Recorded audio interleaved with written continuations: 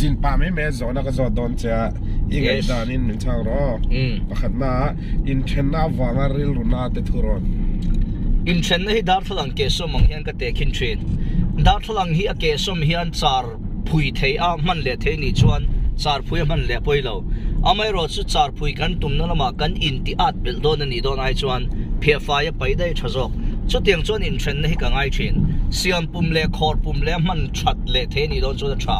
ma se kan in ti a ta kan in liam bil le don ni ai chuan noi bowa pai a tha ka ti zok thin patina chuan ril runat na wang hini trap ve tem mi tuita ki ke chu chaklo na ka ngai lo a chan chu thin lung chung ri lo om kan pai te ka kan soi chho thiam si lo hi kan mi tui hian engang tak nge ni ron ta lang thin chu wang chuan mi tuita ki chaklo na ka ngai lo a tla ve to ani le zona pathum na chuan hei tu lai a thalai depression neya buai tam tak suicide te hatiang malbik riawa in sia nol nia in ngai lutna nei velawa in sia te engei ngai dan pakhat na chuan an khongai thlak ka tia mihring nun hian om to lo hit chol na nian hriat to chuan in ti hlum te hi a om reng ani amai ro chu kan soi du lai tak chu mihring nun hi thingkung angani ti hi kan hre tur ania thingkung pakhat atang hian ra pathuma chuak thin om zia chu atira thingkung hi arrowa thasik lai chuan thal lo ni a fur lo thenga an na alo shinga alo chor no thar le a atopa para chuanga atopa chon ra chua thin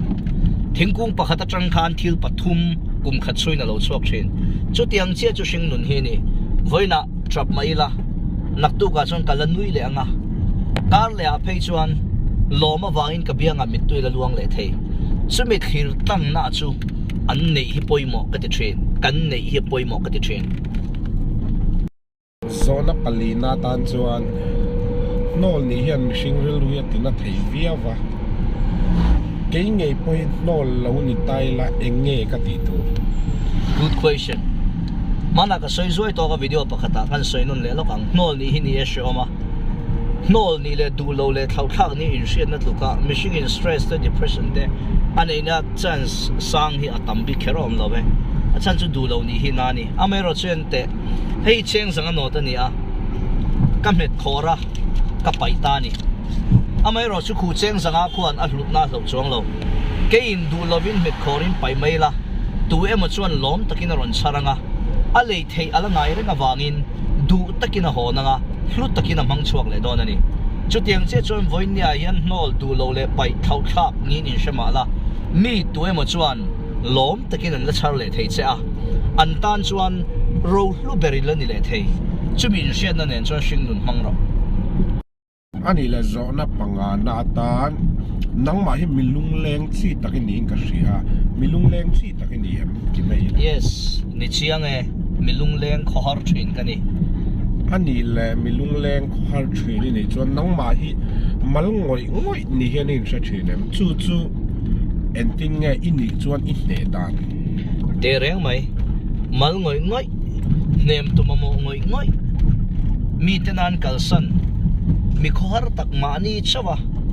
ni sen san noya wa rak rak ang ni te hian ka in te khin thin amero chu makvedeu chu mal ngoi ngoya ka in hriat na hian vanram min ngai tir vele thung tlat thina chu wang chon vanram ngai ngoi ngoi na hi mal ngoi ngoi nei na shin chuani wangin kho har na hi na si lawa thil shom el tiang hin soi thin ma se hei hian vanram nen min in po na itlat thina wangin lak sak ni chu thu chuang lo a ui tho chu chuan mal ngoi ngoi na hi min pal tlang tir thei thin